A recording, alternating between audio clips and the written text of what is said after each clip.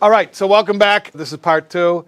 How about we start the afternoon with the serenity prayer together? Yeah, can we do it? Okay.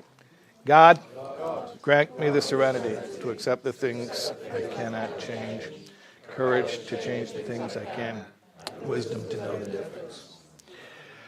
Okay, so it's not just the formality that I'm inviting us to say that prayer. It actually, I think it's a very good way of jumping back into the deep stuff that we were talking about, because what we were talking about before, we're saying that everything is the way that God is creating it at this second. I'm not creating it, He's creating it. And He knows what He's doing. So that's 2 + 2 = 4. So for that, I got to have serenity to accept that, because I can't change it. At the same time, God gave me free will how to react to people, places, things, and situations. Like Dr. Paul says, I can't change the way things around me are, but I can change my attitudes about them. So for that, I need courage, because that's the thing that I can change. I can change how I feel about the way God is creating the world. And the wisdom to know the difference, that's exactly what we've been talking about for the past, 2.5 hours. The way God is creating the world at this second, I need serenity for that, because I can't change it. The way I feel about the way God is creating the world at this second, for that I need courage, because I have to make a decision to live in this present moment fearlessly, fully present. Okay, so what I want to do is a guided meditation that will help us to sort of integrate this concept, because we've been talking a lot about it, but I want to try to experience it and put ourselves into that mind state. And then hopefully, as you go about your life, you'll be able to sort of put on those glasses and experience things from that perspective. So I'm just going to do a little guided meditation. And if you want to close your eyes, you can close your eyes. You don't have to. Whatever really, however you want to do this, it's like a bedtime story.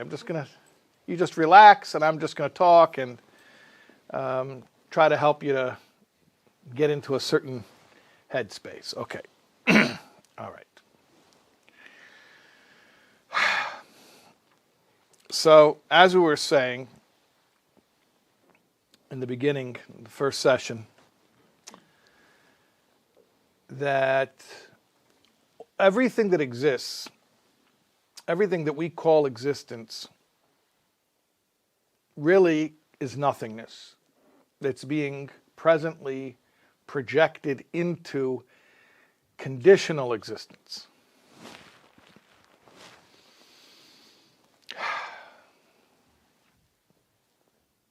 Imagine the pen, or you could look at the pen. I'm holding a pen. So the pen could exist in different shapes. I could melt it and mush it up. I could crack it in half. I could powder it up, shave it into powder.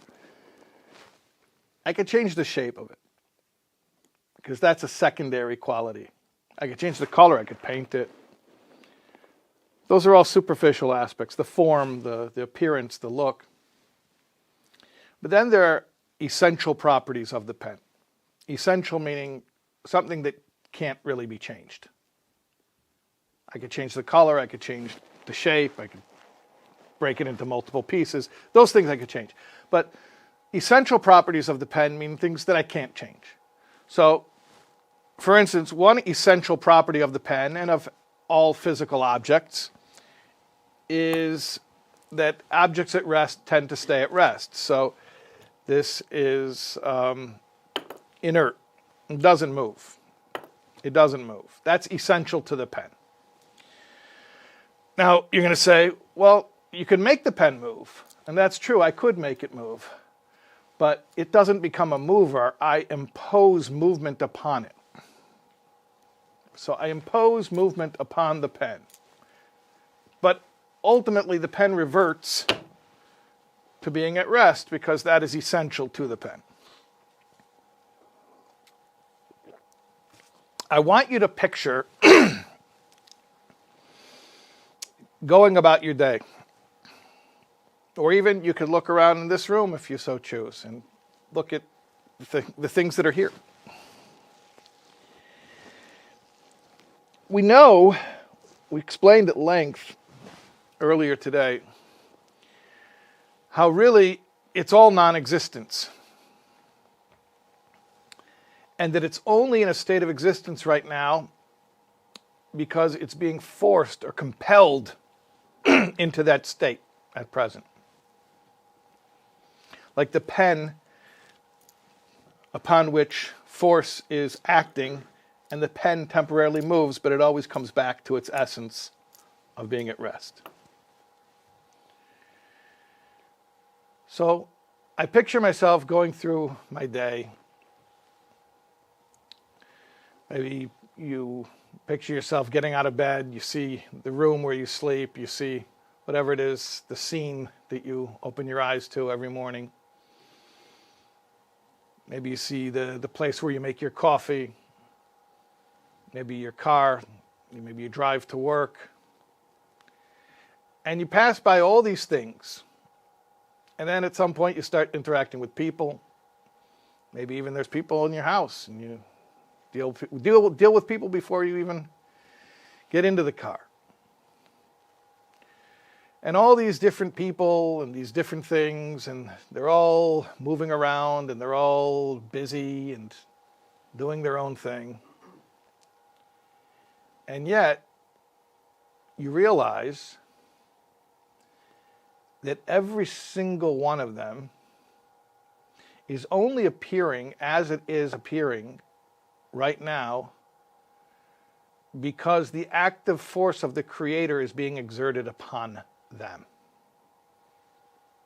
And if the Creator were to cease exerting this creative force, everything that you identify as so solid and so real would just automatically, effortlessly revert into non-existence as it always was for eternity. And so how solid really is this reality that we regard as being so real? Is it an illusion? No, God forbid. We're not claiming it's an illusion. It's not a dream. It's not an illusion. Although some of us can experience a delusion about the nature of its existence. Oh yes, everything around us is here. It exists, but it doesn't have its own existence. It is only a projection of the one absolute, true, and real existence. It is only the everything projecting himself right now as a particular something. So as we go about our day, you're driving to work, there's traffic, there are people, there are buses and honking horns, and a cyclist just darted out in front of you. A lot of busy stuff, a lot of stimulus going on. But what is it all? These things seem so real. But the only reality is the oneness. The separateness is an imposed state. The separateness of everything that we experience as reality is conditional and temporary. It only exists for this second, and then the very next second, the Creator imposes that state upon it again.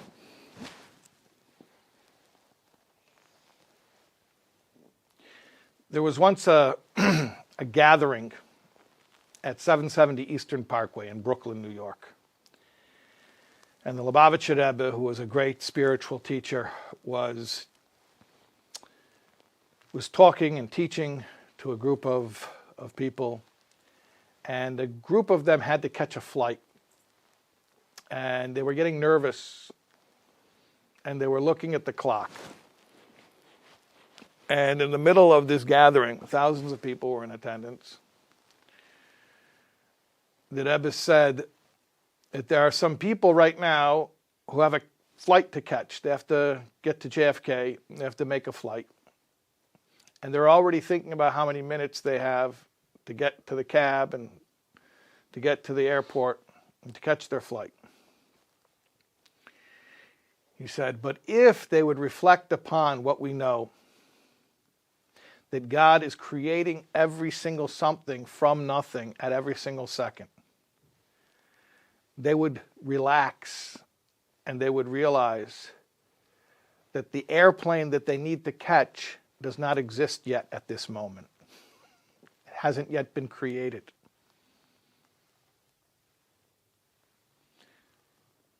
And that at this moment, the only thing that exists is here and now.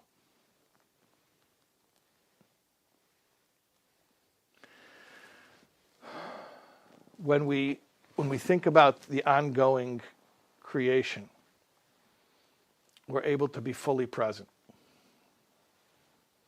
There is no 1 second from now, let alone a year from now, 10 years from now, what will be.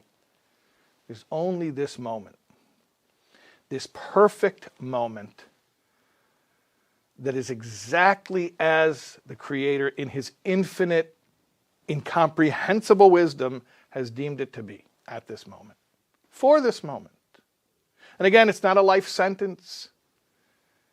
Faith is not fatalism. It doesn't mean just because it's this way for this second and I embrace it and I accept it, it doesn't mean that I'm dooming myself, that it has to remain this way forever. No, not at all. To the contrary. When I accept that this moment is perfect at this moment because it's being created at this moment, I also allow for the possibility that the next moment could be created in a completely different way, because there's nothing binding the Creator to have to create something a second from now just because it was created a certain way a second prior to that. It's all brand new. It's all something from absolute nothing at every single second. So possibilities are always infinitely open and endless.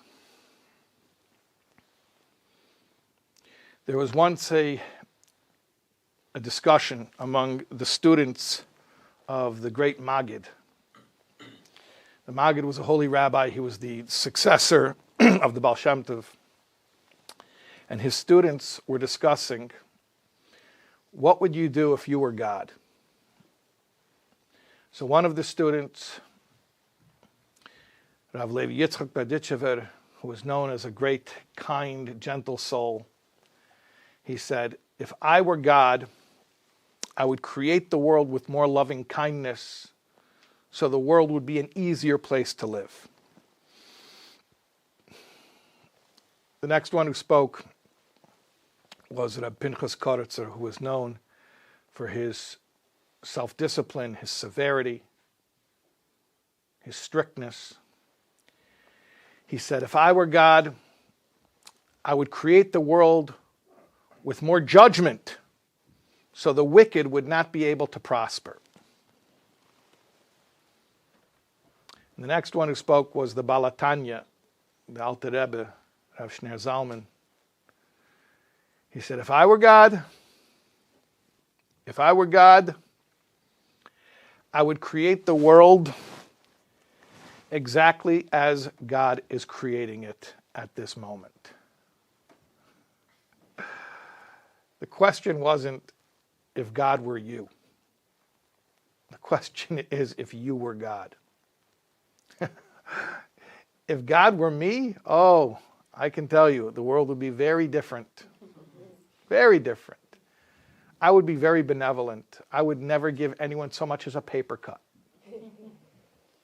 And I'm sure that with my benevolent management of the universe, things would be running haywire rather quickly. So thank God I'm not God. Or as I once heard a speaker say, that he finally grasped spirituality when an old-timer told him, you want to be spiritual, there's only 2 rules. Rule number 1 is there is a God. Rule number 2 is you're not him.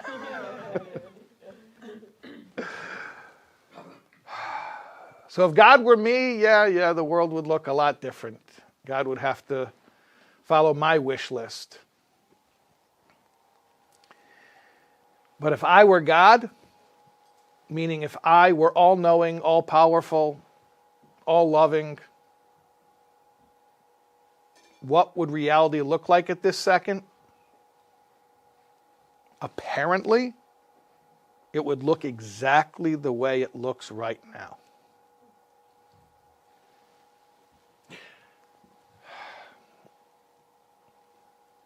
I want to share something with you, which is that personally, this is not a concept which is easy to talk about in public.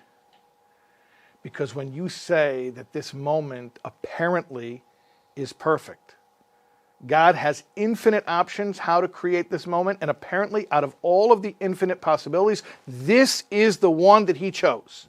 This imperfect moment is perfectly imperfect. With all of its flaws, with all of its troubles, with all of its challenges, somehow in the scope of infinity, it is perfect. Somehow. That is a very difficult message to share with people. And very often, people are indignant upon hearing this because, well, for one, they think that I'm trying to encourage them to be ambivalent or cavalier toward human suffering, God forbid. And that's not the point at all. But in a room like this, I think it's a safe place to make a statement like this. And to say that, we tried being indignant. We tried telling God, let me speak to your manager. I want to talk to the supervisor. I have a complaint. We tried that. Didn't work. And that, ironically, paradoxically perhaps, the more we embrace reality as God is creating it at this moment, the more miracles are unfolding in our lives.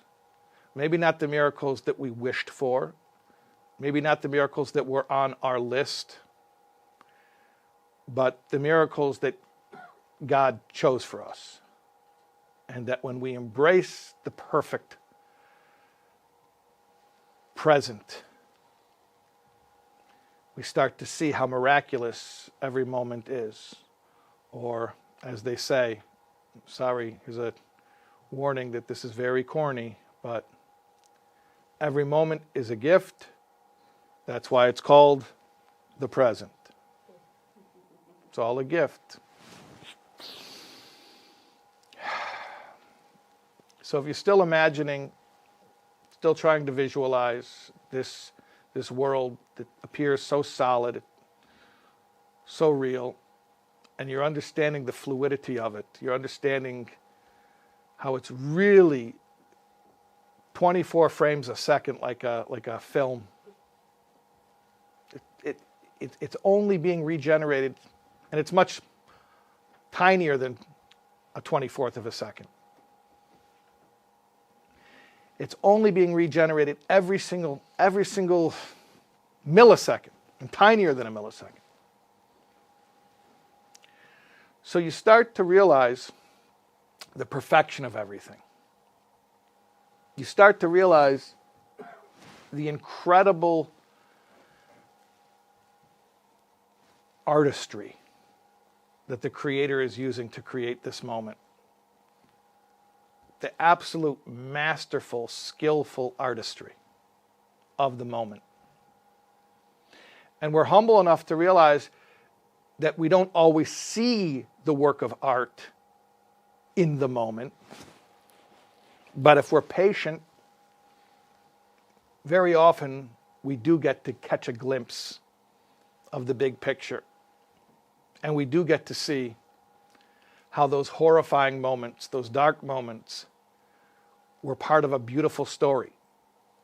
They were a necessary part, an essential part of a wonderful story, if we're patient, if we allow ourselves to live in God's time not on our time. There was once a king who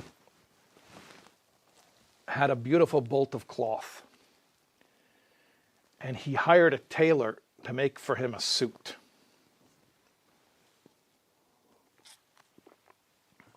And after the tailor brought the king the suit, the king tried it on. He said, "I love this suit. I want to reward you." And there was a wicked advisor of the king who became jealous. So he came over to the king and he said, "Why are you rewarding this tailor when he's a thief?" The king asked the advisor, "Why do you say that the tailor's a thief?" The advisor said, "Because when he gave you the suit, did he give you the extra cloth? He's keeping the extra cloth. You gave him this priceless material, and he kept it in order to profit for himself." So the king turned to the tailor and said, "My advisor makes a good point. You didn't give me any of the extra cloth. When you make a suit, you cut from a pattern, and the pattern leaves cloth left over. This is very expensive, rare material. You didn't give me the extra. What do you say to this?" So the tailor took out his scissors, and he walked over to the king, and he placed the scissors along the seam of the king's sleeve. The king retracted, he recoiled, he pulled back his hand.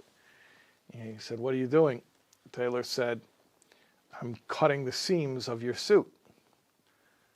The king asked, "Why would you do that?" The tailor said, "I was suspicious that your advisor might accuse me of having stolen cloth from you. So what I did is I created a pattern that uses every single stitch of fabric in the bolt of cloth that you gave me. There's no extra cloth. Every stitch of fabric is used in the suit. It's all there. There is no extra fabric. But the only way I can prove it to you is if I cut the seams, take apart your whole suit, I will lay it out all in front of you, and when it's disassembled, you will see the entire bolt of cloth that you gave me." The king said, "You know what? I like my suit. Leave it alone. I trust you." This is a metaphor. We look at the suit and we ask the tailor, "Where's the extra cloth? Surely there's a superfluous stitch in this cloth.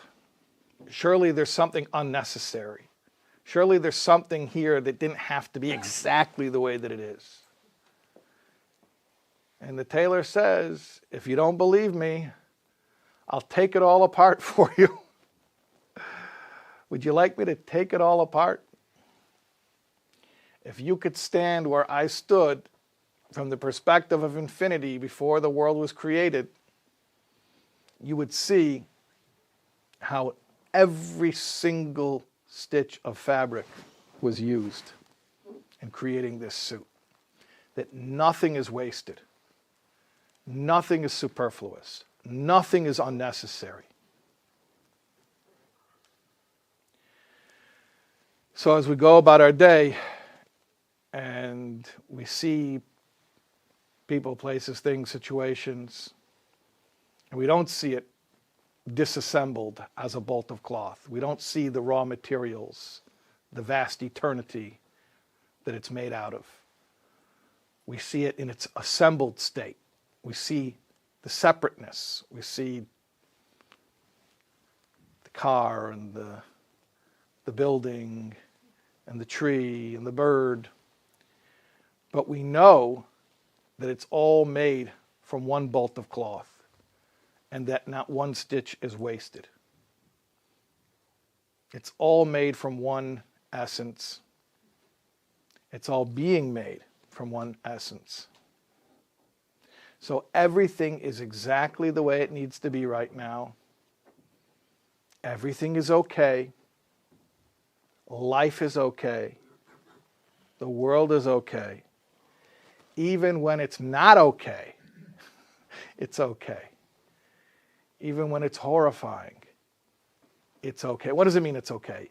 It's okay means it's safe to show up for it.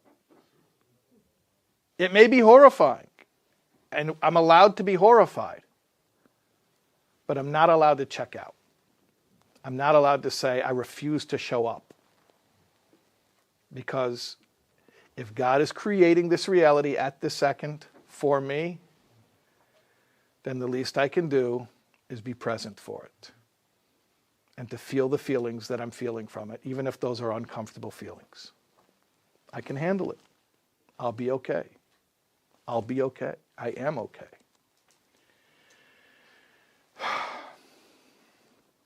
There's nothing but Him. There's nothing but absolute order, absolute security and safety. And I am okay. You think about, we talked about earlier in the morning, about the Noah paradigm and the Adam paradigm, about self-obliteration, numbing. I don't need to numb. I don't need to make myself not feel reality as acutely as I would be feeling it. It's safe to show up for reality. It's safe to show up for my feelings. It's safe to experience the moment as God is creating it at this moment. It's okay.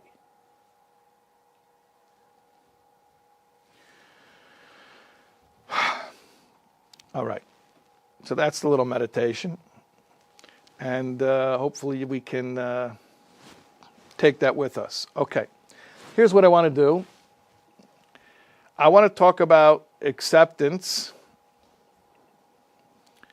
as it applies to the steps. Because I think, how big can I make this? Let me try to make it a little bit bigger. Okay. Here we go. I wish that were bigger, but that's what I got. Okay. I think that a lot of times when we think about acceptance, we think about the first step. We admitted we were powerless over alcohol, that our lives had become unmanageable. So admitting powerlessness, that is certainly acceptance. But I want to talk about how acceptance actually runs through all of the steps and is a thread that we follow from step 1 to step 12. Okay, but let's start with the first step. We admitted we're powerless over alcohol. Yeah, only alcohol? Hakol bidei shamayim chutz miyiras shamayim. The gift of being an addict is that God gives you this one thing that you're clearly not in control of, so that you can come to the conclusion that you're not in control of anything except for your own reactions. So, step 1 is to really not just accept our powerlessness in terms of addiction, it's powerlessness in terms of I don't create reality. I just show up for it. And sometimes, not sometimes, I would say almost all the time, when somebody is doing a first step, they're probably in a lot of dysfunction. In fact, I'm trying to think if I know one person who did a first step and their life was basically okay. You know, somebody came to their first meeting because they were bored. I don't know, I was looking for spiritual growth. Is this a good place to come? No, I never heard of it. Right? So usually your life is in shambles. And part of that acceptance in step 1 is not just accepting the powerlessness over the addiction. It's accepting the fact that your powerlessness over the craziness that your life has become. And that if you could change it with self-will, you would have all those million times you tried. And apparently that's not the missing formula, the missing ingredient. A guy calls me up once. I don't remember what he called me about, but he started telling me, what did he say? I'm in recovery for 3 years. And he had some type of a complaint. And I'm in recovery for 3 years, and such hasn't happened. I forget what whatever it was. Like, whatever, I didn't get my job back, or I didn't get my wife back, or whatever it was. I'm in recovery 3 years, and such hasn't happened. So I said, well, you say you're in recovery for 3 years. I'm not trying to be obnoxious, but when you say that, it doesn't really tell me much, because in recovery for 3 years, the only thing I could probably deduce from that is that you went to your first meeting 3 years ago. I don't know what you've been doing for the past 3 years. Like, how about you tell me what step you're on? So he says, it's very interesting. He says, my sponsor told me to take a break from the steps. So, yeah. I said, really? Why did your sponsor tell you to take a break from the steps? So he says, well, he told me I should take a break from the steps, and first I should get my life in order. I said, step one is you admitted that you couldn't get your life in order. So you're going to take a break from the steps to get your life in order. I got news for you. If you can manage to do that, you don't need the steps. Go get your life in order. Be my guest. How long have you been working on getting your life in order, right? So step one, the admission of powerlessness, is not just the powerlessness over addiction. It's much bigger than that. It's that, you know what, I am a good person, and I do try hard, and I do care, despite what everybody around me thinks, right? And yet somehow being a good person who's trying hard and cares is not enough on its own to make my life normal. It's not. And I have to accept that. I have to humbly accept that. So that's step one. A lot of acceptance. Step two, came to believe that a power greater than ourselves could restore us to sanity. That's big acceptance. I can't, he can, right? Step one, step two, I can't, he can. So first I accept I can't. Then I accept the proposition, maybe there's some power there that can. And I don't even know what this power is. That's why I was telling you before about the yeshiva boys, that the longer they've spent in yeshiva, the longer it takes them to do the first 3 steps. The first 3 steps, you don't even purport to know anything about this God who you are believing in and turning your life over to. All you're doing is just believing in him and turning your life over to him. You don't know anything about him yet. So they're all trying to figure out who is God. Don't worry about that. You'll find out. They say, take the steps, you will be contacted.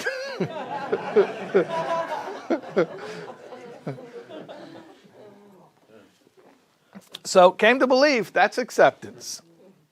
That maybe there's a power. Step 3, made a decision, turn our will and our lives over to the care of God as we understood him. That's big acceptance. I'm accepting now in an active way that I cannot manage my life. And that therefore, I'm going to allow God's will to be the arbiter of what I do.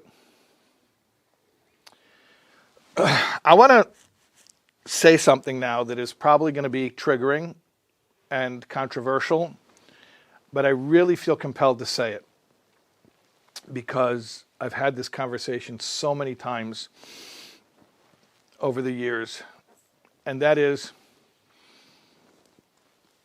I want to speak specifically about Jewish people who come from an observant background and find recovery and come to the conclusion that for now I need to put my religion on hold. I need to be spiritual, not religious. There's the God of the program. That's keeping me sober. I can't deal with the God of the Torah. That's too toxic for me. Okay. I just want to talk about that for a second. I say this without any judgment, and I hope that my compassion is coming across. I think I understand exactly why people say that. They say that for a very valid reason, which is that they've been deeply, deeply hurt by the weaponization of Judaism. That people who represent Judaism hurt them, or even, I don't know if this is worse, but use Judaism itself deliberately to hurt them, to demean them, to intimidate them, to make them feel not enough. And so I understand the depth of that trauma and why a person might say, you know what, let me just focus on the God of the program, and I can't deal with this God that wants me to keep Shabbos or keep kosher. I just can't. I hear it. All I want to say is just a suggestion. It's just a suggestion, which is, if the way that you were exposed to Judaism affected you in that way, then really you ought to be putting Judaism and rabbis and God on the top of your resentment list when you do your fourth step. And I sincerely believe that if you do a thorough fourth step, and you're not afraid to put Hashem himself, or Hashem as he was taught to you. Levi Yitzchak Berditchever once said to an atheist, young man, the same God you don't believe in, I also don't believe in. So if you're not afraid to put the Hashem that was taught to you, the distorted version of Hashem that was taught to you, if you're not afraid to put that Hashem on the top of your resentment list and work through your fourth step, I do believe you will come to a place of resolution where you will be able to have the opportunity to meet the God of your fathers and have that also be the God of your understanding. But again, if there's pain there, the fourth step is a wonderfully powerful tool for getting us through that pain. Okay, so that's what I just want to say about that. So made a decision to turn our will and our lives over to the care of God as we understood him. Okay? And as you grow and evolve, and if you are a Jewish person, yeah, you may realize at some point that part of your sobriety is Shabbos. I'm not putting it on you. That's between you and your sponsor. I'm just saying it may happen as you grow that you realize that there are not two gods. There's not the God of the program and the God of Judaism. There's one God, and that the God who's triggering you is shouldn't be preventing you from having a vital spiritual experience as a Jewish person. That's what I'll say about that. Okay, step 4, made a searching, fearless moral inventory of ourselves. There's a lot of acceptance there. Maybe I'll do this all together. Admitted to God, ourselves, and to another human being the exact nature of our wrongs. Okay, do 4 and 5 together. So the inventory and sharing the inventory. It takes a lot of courage to look at yourself that honestly. Most people will never look at themselves that honestly. I just saw something literally the day before I flew here. And I don't even know how it came up in my YouTube feed, but something made me click on it. And somebody was interviewing RFK Jr. I don't know how much you guys follow American politics, but RFK Jr., if you know who he is, great.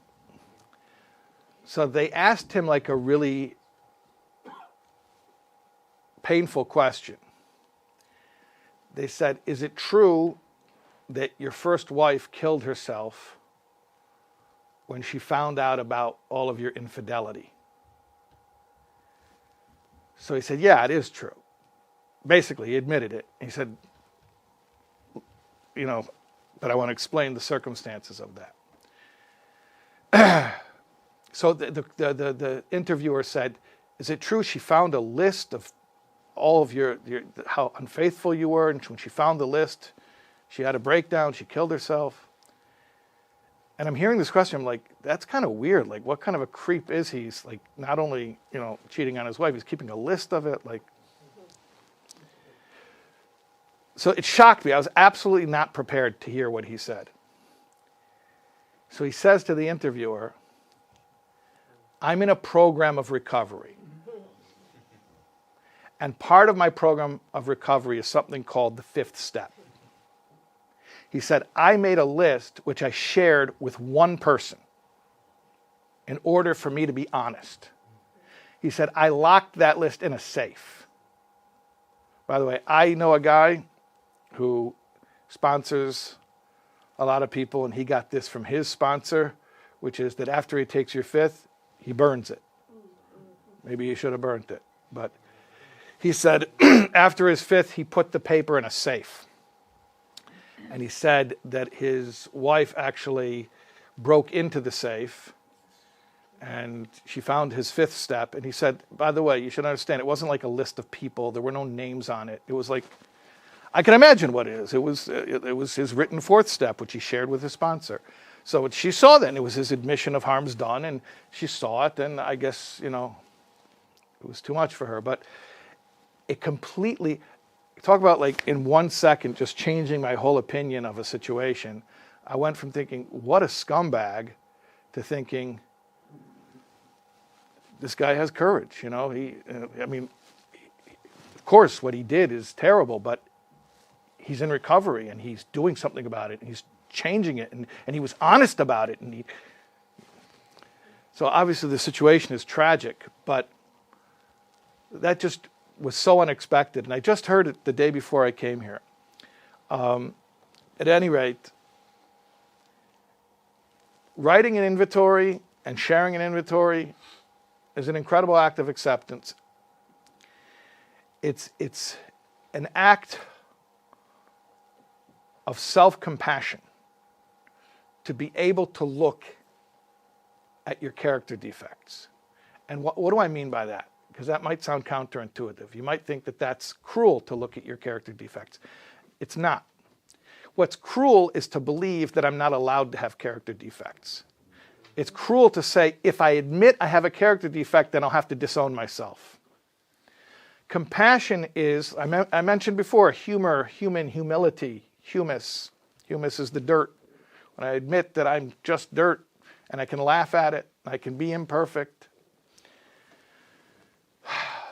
It is self-compassion to be able to say, here I am, here are my character defects, and it's okay. It's who I am. This is my story. It's only the story that God is telling. This is God's story. He's the author. He's the one creating it. I'm just showing up for it. Now we go to 6 and 7. We were entirely ready to have God remove all these defects of character, humbly asked him to remove our shortcomings. It's more acceptance. First of all, we're accepting that if there's a particular skill set that we have, and maybe we got really, really good at it, and God tells us don't use that anymore, we're going to accept that. God, are you serious? I got so good at lying. I can't do that anymore. Nah, I don't want you to do that anymore. Okay, God, you can take it from me. But there's a deeper level even. I want to just talk about that for a second. A lot of these quote-unquote defects of character are really deeply ingrained traits because we've basically been doing these things since we were little kids. If you really think about it, these things go back to when we were little. And if you really think about it even more deeply, the reason we started doing these things when we were little kids is because this was our survival mechanism, how to try to make ourselves feel safe in an unsafe situation. So if you think about it, whatever your trademark signature character traits are, for better or for worse, and it's always a double-edged sword. That thing that you're the greatest at is also the thing that's your undoing, right? That tragic flaw. Whatever that thing is, that most pronounced feature of your personality, that's the thing that you learned how to do when you were a little kid and there was chaos in your home, and you learned how to do this thing in order to make yourself feel safe. So some people learned how to be invisible, and they get really good at it. Some people learned how to be manipulative, and they got really good at it. Some people learned how to fight.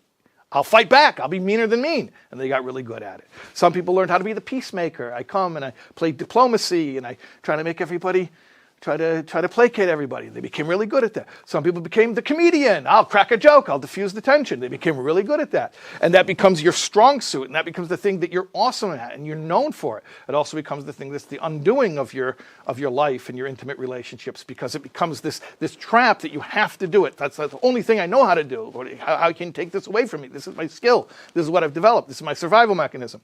So in 6 and 7, when we surrender the defects of character, what does that mean? It means not just I'm telling God, if you don't want me to do this thing anymore that I got really good at doing, I won't do it anymore. But it's deeper than that. It's saying, and God, if you leave that skill with me, I will now use it only for you. So if I spent a lifetime learning how to do something, and maybe the reason I learned how to do it was for the wrong reasons, or under a mistaken belief that I needed to fight to take care of myself, and that the world's a cruel, meaningless place, and that if I don't learn how to do these things, then I'm not going to be safe. Maybe that was my mistaken premise. And under that mistaken premise, I learned how to be very, very good at certain things. And then in recovery, I surrender those things. But the fact remains, those skills I'm still good at. I'm still good at those things. So part of doing a really proper 6 and 7 is realizing the difference between the what and the why. I'm not surrendering the what, I'm surrendering the why. In other words, I don't need to try to take care of myself anymore because I'm being taken care of. God is taking care of me perfectly. All I need to do is relax and to surrender into his care. But if I know how to do something really well and I can use that to be of service to him, then I'm going to use that skill. So I still have the what. Let's say the what is I know how to talk well. Maybe I learned how to do it for a wrong why. I learned how to do it because I like to talk people into doing what I want them to do for me. Now I don't have to do that anymore because I don't need to talk anybody into doing anything for me because God's taking care of me. So if you don't do something for me, that's perfectly fine. If I need it, God will give it to me. If he doesn't give it to me, I don't need it. I don't need to get people to give things to me. But I still know how to talk well. So now I can use that skill, but for a totally different why. Totally different why. One of my favorite recovery stories, it's a parable really, not a story, it's a parable, is the guy who's driving at night and he's depressed and he says, God, I hate my life. Give me a new life.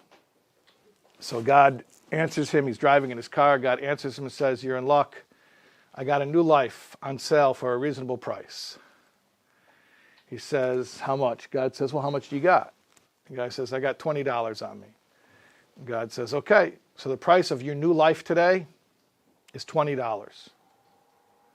So he says, $20, that's everything. If I give you my $20, you see this car I'm driving, the gas is almost on empty. I won't be able to refill the gas. So God says, oh, you're driving a car, that's right. Yeah, I forgot. The price for happiness or the price for your new life is $20 in your car. God, if I give you my car, how am I going to get to work?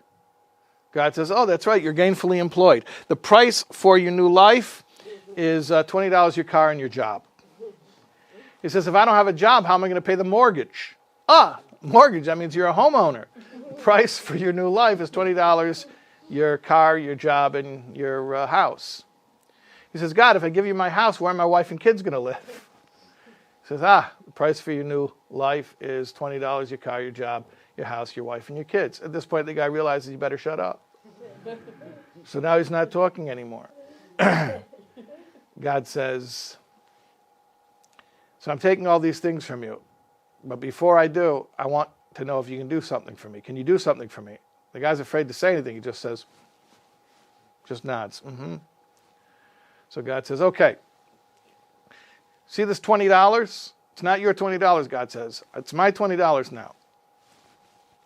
But I want you to spend it. Now, it's not yours, so you can't buy what you want to buy. It's mine, so you got to buy what I want to buy. Can you do that? Guy says, God says, see this car? It's not your car anymore. It's my car, God says. But I want you to drive it. But because it's my car, you can only take it where I want to go. Can you do that? See this job? It's not your job. It's my job, God says. I want you to show up there and do business the way that I want business done.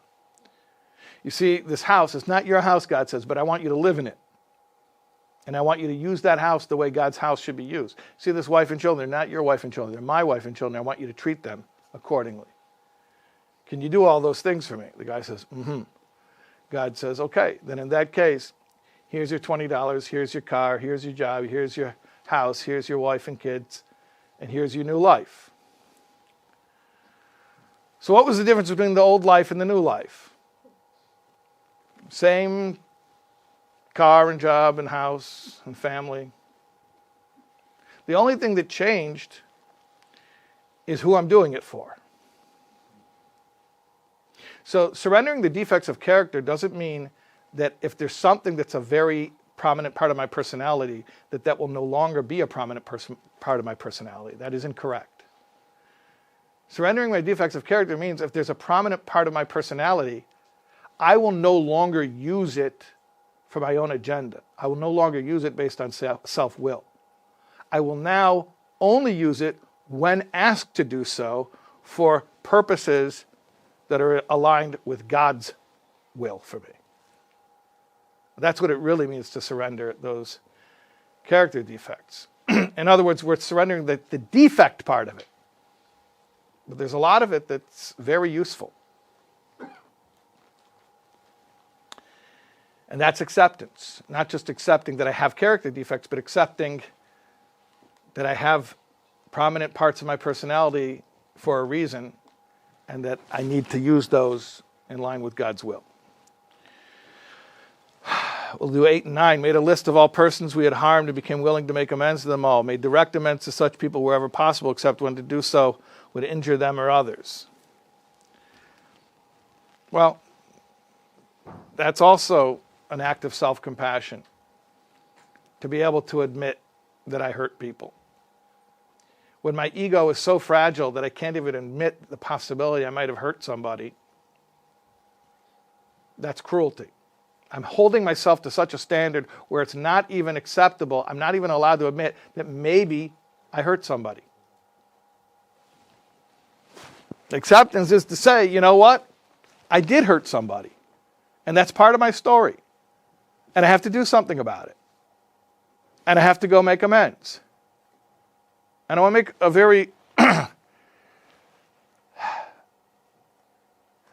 want to make a statement about amends, which I think needs to be understood.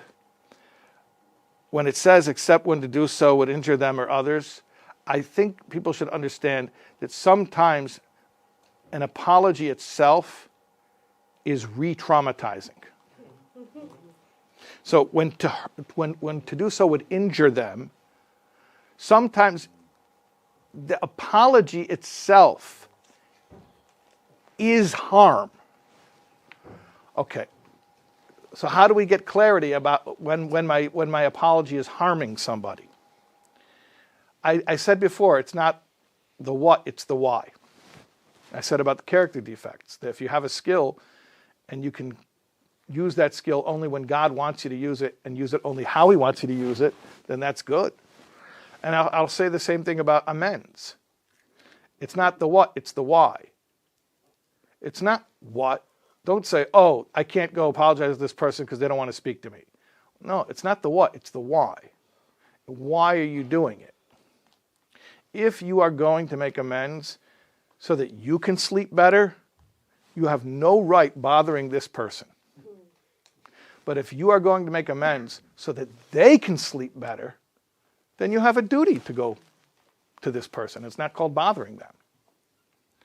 And I do believe that people can feel our intentions, they can read our energy, and that if we have selfish motives and amends where I can't take the guilt is eating me up, so I need your forgiveness in order to sleep better at night, then what am I doing? It's not bad enough that I hurt you the first time. Now I'm going selfishly and I'm taking from you again. I'm trying to wrest from you that apology that gives me a feeling of a clear conscience. That's not amends. Amends is I go to you and I say, what can I do to restore your peace of mind? It's not about my peace of mind. It's about your peace of mind. Furthermore,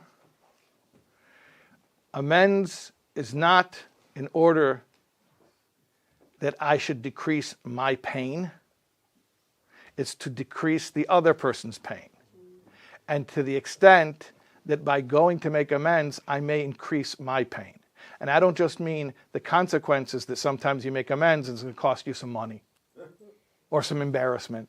I mean that too, but I mean something more than that. I may go to make amends and you may slam the door in my face, and that may be really hurtful. And I'm still going to do it because the amends are not about me avoiding my pain. I may actually incur more pain by going to make amends, and you're not ready yet. You're not ready yet to accept my amends. And I have to say, I respect that. I respect that. I cannot dictate when you're ready to forgive me, if ever. I respect that. So when I go to make amends, I may be actually increasing my pain. But I do so on the chance that I may be able to decrease your pain.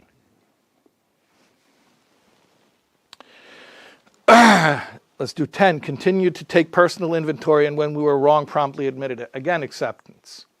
Promptly admitting our wrongs, that's acceptance. Again, that humility of being able to say, I am imperfect and that's okay. You know, that perfectionism is a heck of a thing. That insistence that either I have to be the greatest person in the world or the absolute worst person in the world. I can be me. I can have faults and frailties. I can have made mistakes. I can have hurt people that I love. And that could all be part of my story. And I'm not happy about it, but I can accept it. And I can try to do whatever I can to fix it. So again, it's acceptance. 11, sought through prayer and meditation to improve our conscious contact with God as we understood Him, praying only for knowledge of His will for us and the power to carry that out. Acceptance. Because I'm not telling God my grocery list.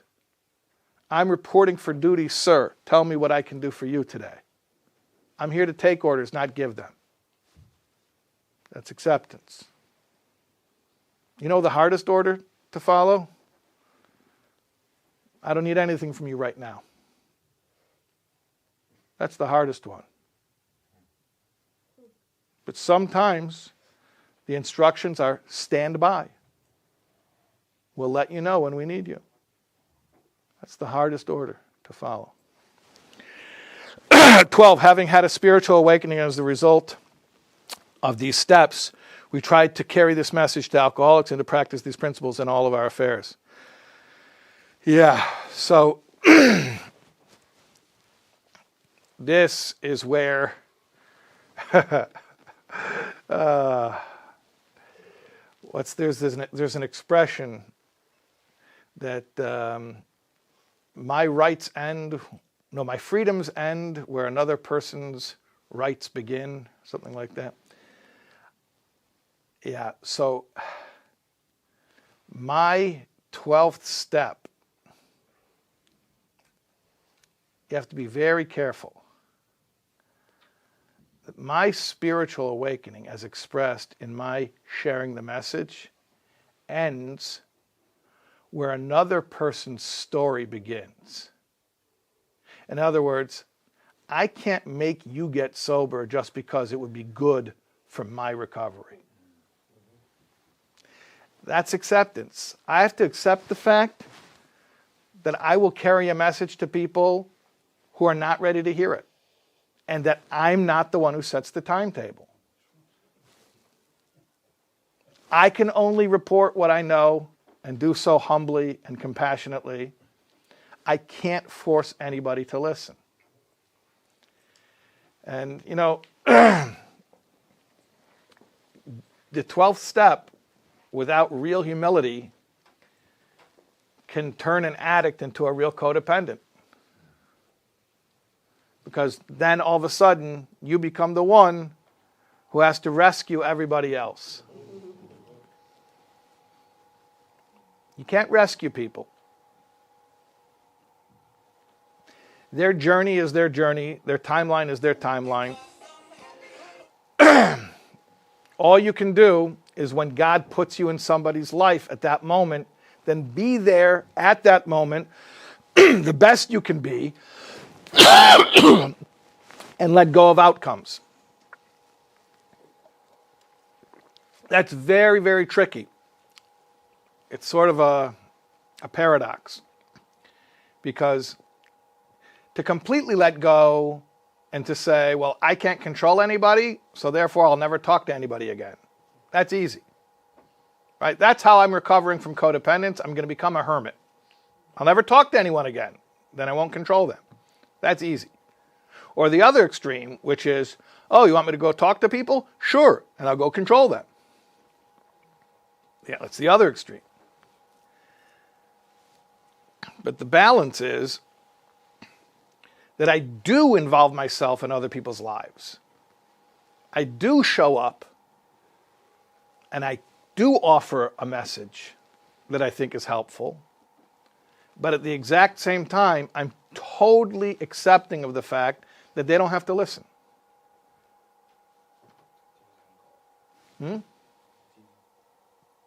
Okay, so what I would like to try to do, let's see how this works,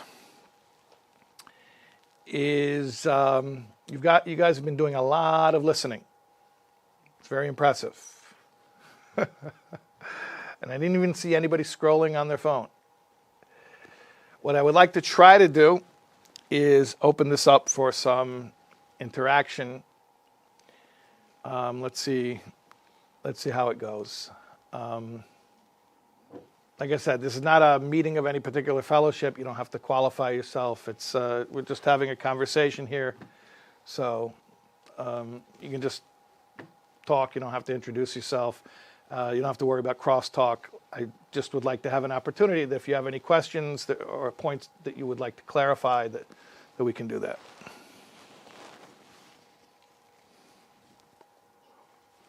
Sure, in the back, yeah.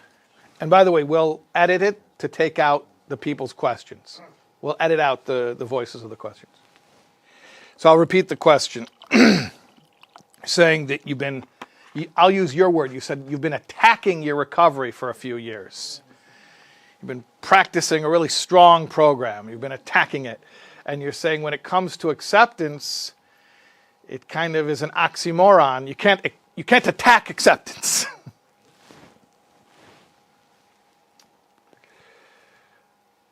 Yeah. So that's one of the great paradoxes of life and of spirituality, is how to reconcile the fact that we're meant to work hard and at the same time we're meant to surrender. How do we do both? It's hard to switch modes also. So I don't want to make a lot of assumptions, but I guess I am making a certain amount of assumptions. So if I'm really off base, just correct me here. Okay. So everything's a process, and surely the way you've been going about the way you've been going about things for the past few years has obviously had its benefits. I mean, I can tell that you're experiencing many gifts of the program. So clearly there's been a lot right about what you've been doing. What I would put out there is that maybe this is a next stage of recovery, a more mature stage. Early recovery is very often characterized by intensity. And that makes sense because you're coming into it in a life or death type of situation where, like, if I don't do this, I'm going to die. So it makes sense that there's a lot of intensity. But maybe you're coming to a new level where not only you can practice acceptance in practicing acceptance, but maybe even you can practice acceptance in all aspects of your program. In other words,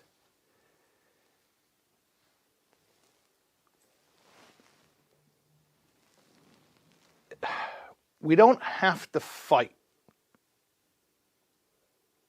What does it say? We've ceased fighting anyone or anything. When we come into early recovery and life is in shambles, it feels like we have to fight for our lives. But really, recovery ultimately is about being surrendered so that the power of God is working through you and you're coasting on it.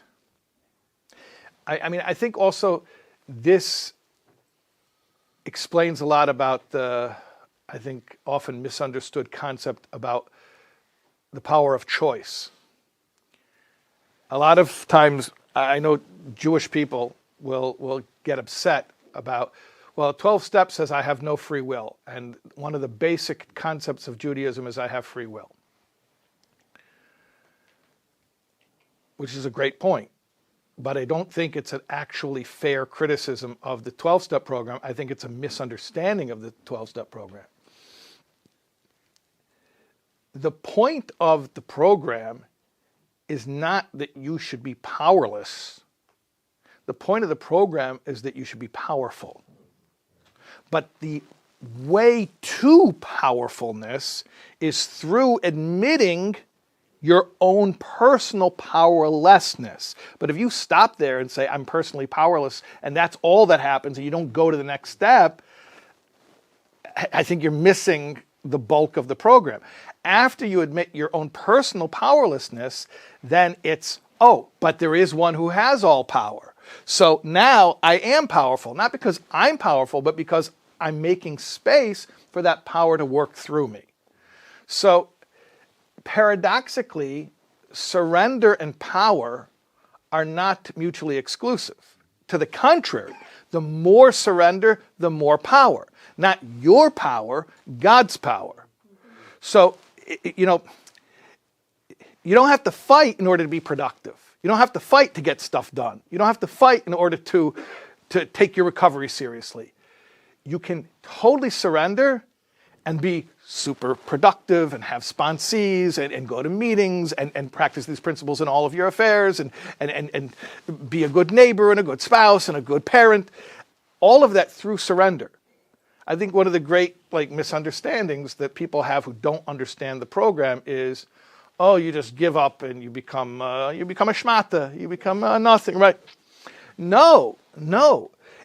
You become a very strong person, but it's not your strength. It's God's strength, which you are allowing now to be channeled through you because you're no longer getting in the way of it. Right. I mean, this is the most sensitive issue, and we have to be extremely careful how we talk about it. And I alluded to it earlier. I said that acceptance doesn't mean that we are apathetic toward human suffering. I'll offer you one way to approach it, which has been helpful for me.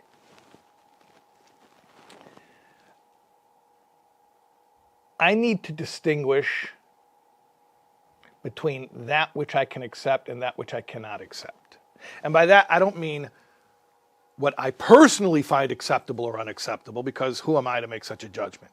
But what I mean is that which I have the right to accept and that which I don't have the right to accept. What does that mean? Let's say, do they have UPS here in England? Yeah? Or the equivalent? They have UPS? Okay. Amazing. All right. So imagine UPS comes to your house. Do they have Best Buy? No. What's the electronic? What's like a big electronics? What is it? Curries? Curries? Like chicken curry? Okay, so imagine that the UPS truck comes and he delivers a box from Curry's, and he delivers it on your front step, and you didn't order anything, but it has your address on it.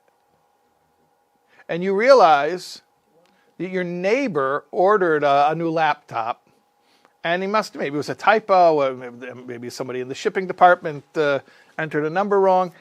They delivered it to you.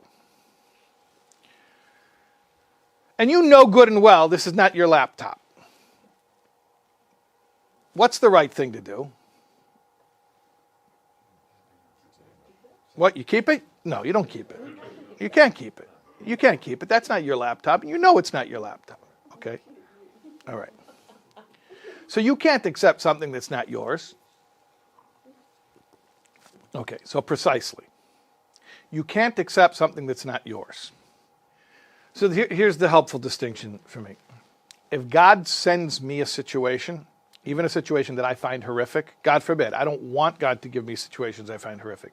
But if he chooses to cause a situation to happen to me, that I can accept. Not only I can accept it, but ultimately I'm going to have to accept it. Because for some reason, God has chosen me to have this experience. And if he chose me to have that experience, the healthy thing is for me to go through it. Or to quote an Englishman, Winston Churchill said, if you're going through hell, keep going.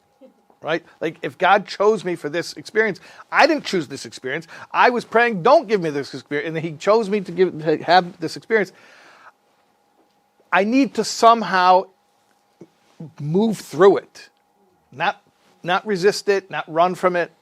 So acceptance is sanity and growth.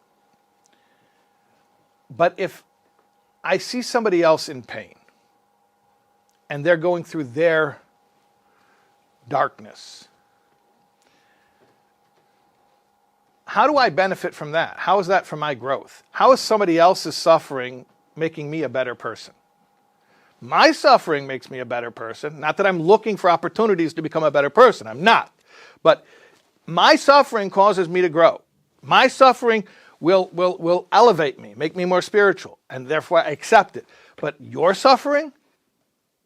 So, I don't know, you have to speak to your sponsor about how he feels or she feels this fits into program, but I believe that when you see somebody else going through a tragedy, whether it's someone you love or someone you don't even know, something you see on the news, I don't think that the response is supposed to be, oh, it's all for the good, it's all meant to be. That's cheap, that's easy. It's easy to accept somebody else's sufferings. Oh, it's all meant to be. It's all meant to be is powerful and real when I say it about my challenges, and I can get myself congruent with it to say it with sincerity. Okay, but when it comes to somebody else's problems, I believe that my reaction is supposed to be, question 1, can I help? If yes, go help. Question 2, is there nothing I can do? Okay, so then pray. So pray. But that's a very different response to when something happens to me. So that's a distinction that I make. Okay, so you're asking 2 questions, which is, first of all, about the premise of the disease model of addiction is you have to accept that there's something wrong with you, which a lot of people don't like. They don't want to accept there's anything wrong with them. And then your second question was, what do I think about the biological component of addiction? So let's try to do one at a time.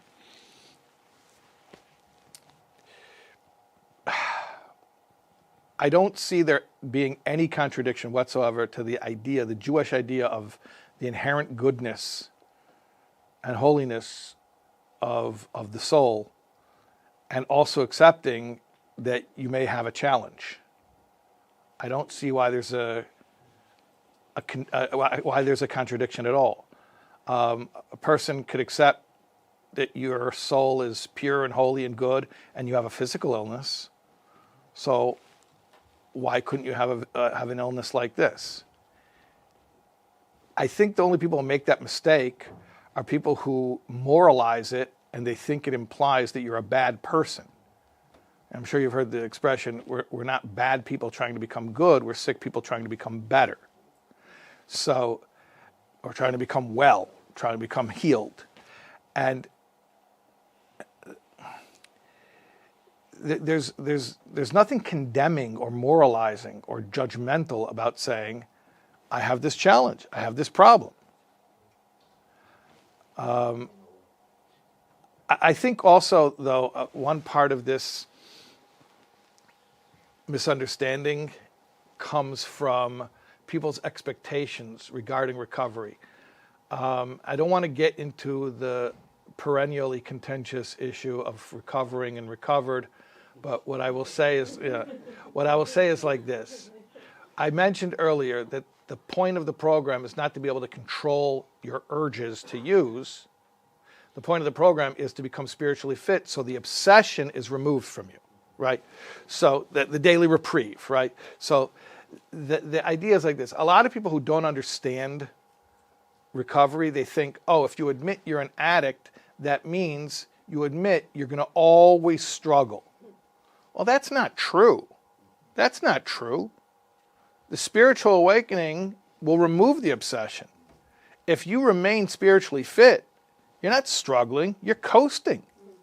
You're coasting. It's a beautiful life. It's not pain, it's not struggle. I mean, life still happens. You may have moments of pain and struggle, but it's not like someone who says, I can never safely use again, and therefore, every single day for the rest of my life, I'm going to be struggling with cravings. That's not accurate. The point is to remove the obsession. So I think if people were to properly understand what the definition of health is in recovery, I don't think they would have these questions anymore. I think the question comes from a misunderstanding of saying, oh, you're sick and you're always going to be sick and you're always going to be struggling. No, you're not going to be struggling. Now, if you stop doing the things that keep you well and you become weakened, yeah, you're not only going to struggle, you'll probably, God forbid, succumb, you'll relapse. But as long as you're doing what you need to do to stay spiritually fit, no, life is not a struggle. I mean, life is a struggle for everyone, but I'm saying it's not any more of a struggle because you have this condition that you're dealing with properly. Yeah, and regarding the biological component of it, yeah, obviously, not ever being able to safely use I don't think should be such a difficult concept for people to grasp. To say that somebody will always be an addict, again, it doesn't mean that they're going to have cravings all day, every day for the rest of their life. That's ridiculous. What it means is that probably I'm never or rarely going to think about using, and even if I do think about it, I'll have a sane reaction, and I'll say, oh yeah, I remember, I'm allergic to strawberries. I can't do that, right? Can't do that. That's very different than saying, and at the same time, although the obsession has been removed, I can't safely use. Okay, so you can't safely use. I mean, there are plenty of people who can't safely do a lot of different things. They can't eat peanuts. That's a great, you hear this? I'm going to repeat it. That sometimes you practice so much acceptance that you get a new resentment. It's essentially what you're saying, that I'm so accepting that I'm letting people mistreat me, and then all of a sudden, before I know it, I got a new resentment. Shouldn't have been so accepting. That's basically what you're saying. Okay. So acceptance, let's talk about interpersonal relationships, because that's what you're describing. Acceptance in interpersonal relationships. Acceptance in interpersonal relationships means I accept that you're going to do what you're going to do. It doesn't mean I accept that I have to stick around and let you do it to me. Now, I'm going to say something that may be very triggering, but one of the purposes of the fourth step is to examine where we stuck around to allow ourselves to be mistreated. And the reason this is triggering is because many times we've been mistreated in ways that were really, really, really unfair and unjust, and it's not at all to mitigate the responsibility of the offending party. I'm not here to say that it's any less egregious. What I am saying is that if you do a really thorough fourth step and you look at your resentments properly with all the columns, you will find in the end, hold on a second, what was I looking for? What was I searching for that I showed up in an unsafe place? Now, it doesn't excuse what that person did and took advantage of the fact that you were looking for love in all the wrong places, right? But the question is, why were you showing up? So one of the things that fourth step inventory does for me is not only it helps me examine my old resentments, but if I do my 10th step as well, it immunizes me against forming new resentments, because once I know the nature of my character defects, like let's say I really, really, really need validation, and I need it so bad that I put up with a lot of stuff I shouldn't put up with. I show up in places I really should have learned already are not safe places to show up in, but I know there's some possible validation over it, so I keep going for it. So one of the things I have to do is say, you know what? God is taking care of me. I get all the validation I need to get from him. I don't need any validation from any people. Now, once I've realized that I don't need people's validation, I still may come to the conclusion, okay, these people, this person, let's say, this person is an unsafe person.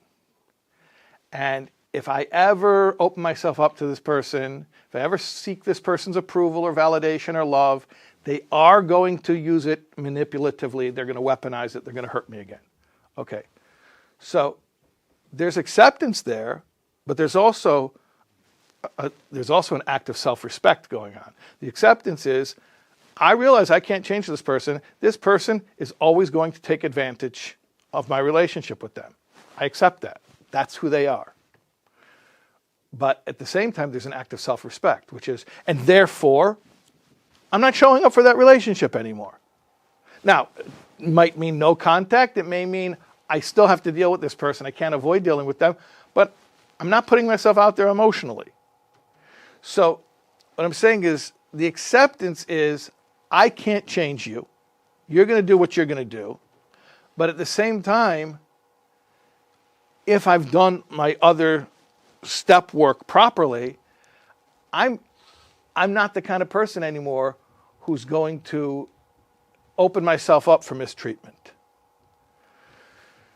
So hopefully, when we're acting from a place of our needs are being met, God is meeting our needs, when we're acting from a place of not trying to use human beings. So that's another thing that I think it's hard for people to hear, but on some level, the people who hurt us again and again are people who we, on some level, were trying to use. And again, it doesn't excuse what they did to us, but it's helpful for me to admit, why did I keep showing up? Why? I was trying to get something. I was trying to use them. It doesn't mean that I'm this evil manipulator, but it means there was some payoff that I was trying to get. And because of that payoff, I ignored my instincts. Like, I knew this wasn't safe, but there was this payoff, or this promise of this payoff, or this fantasy of this payoff. Acceptance is more like, look, this is not a safe person. This person can't be trusted. I don't hate them for it. I just admit that's who they are. As far as that being a character defect in that other person, that's their inventory, not mine. That's between them and God. But I'm not showing up for it. So I think that's an important distinction to make. The acceptance doesn't mean, and therefore I'm walking into trouble. No, it means, to the contrary, I know this person is only going to change if they want to change, and therefore I'm going to steer clear. Does that make sense? Yeah. Yeah. How do I understand God's will for me? How do you understand God's will for you? Okay.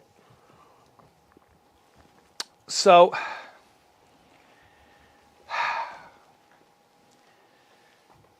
I'll tell you a story. I told you the Lubavitcher Rebbe's Yortzeit is coming up next week. So there's a story about his wife, Rebbe Chaim Mushka. She was once in the car. She was being driven by her driver.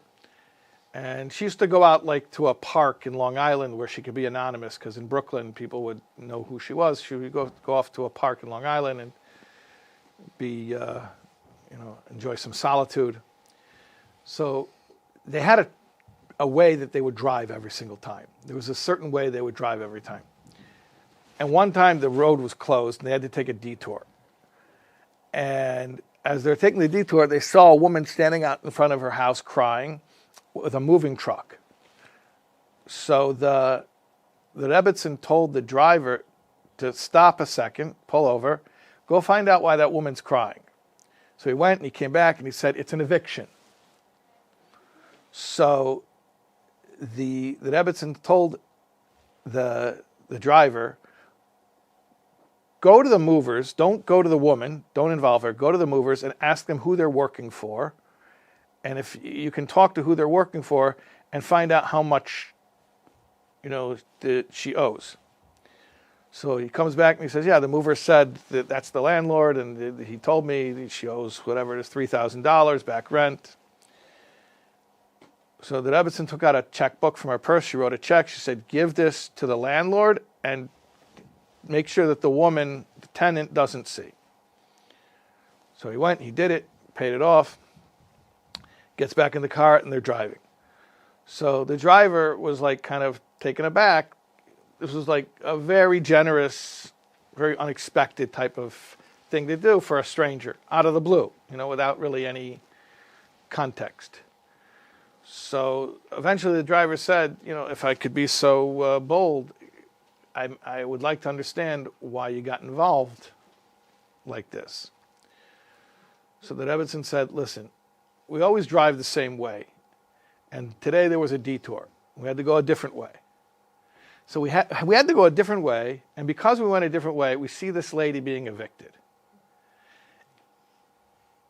If Hashem didn't want me to get involved, then why did he show it to me? So I think a lot of knowing God's will for you is being a student of hashgacha pratis, of divine providence.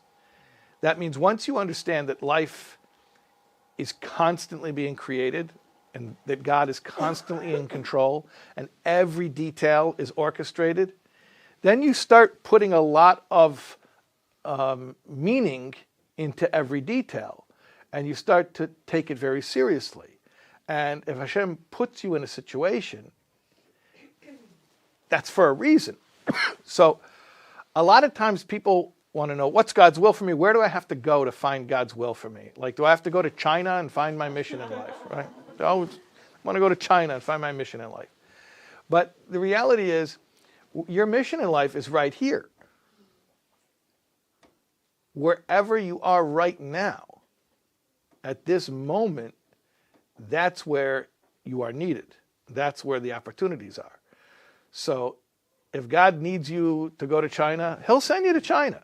But if he didn't send you to China, then it means you're needed right here. So I think a lot of the answer to this question is simply keeping your eyes open.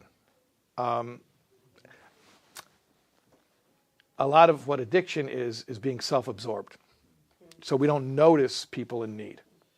And we only feel our own needs and how our own needs are not met. And we feel resentful. We feel lack of gratitude and disappointment.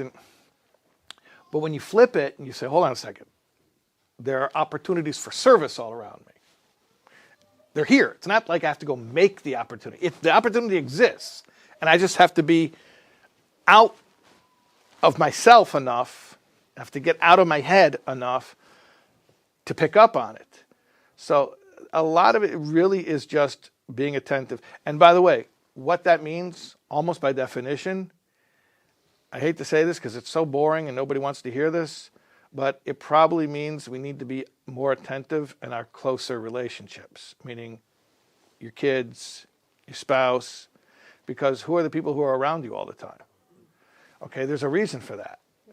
It's not just like, oh, we happen to live in the same house. No. These people are in your locale, they're in your physical proximity because you're supposed to be of service to them. And by the way, I just want to add, there's a guy I know, I haven't spoken to him in a while, but